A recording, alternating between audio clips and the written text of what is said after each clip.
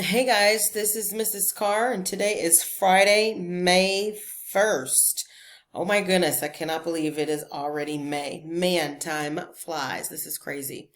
All right, so May 1st, here it is. Today's your rundown for science. As you can see, this is lesson 4, and as you can see, there is no lesson 5 for today. So you're going to go straight on back, so you're not even going to have to leave this Schoology tab because there's nothing for you to click on. So don't worry about this link for today. And so what you're going to do is you will click and make sure you're going to add to the discussion post here.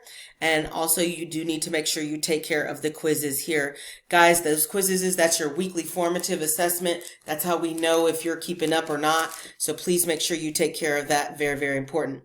Other than that, guys, if you have questions, make sure you do the messages here, or you can utilize Microsoft Teams. You can chat, send us a chat message. You can video us throughout the day.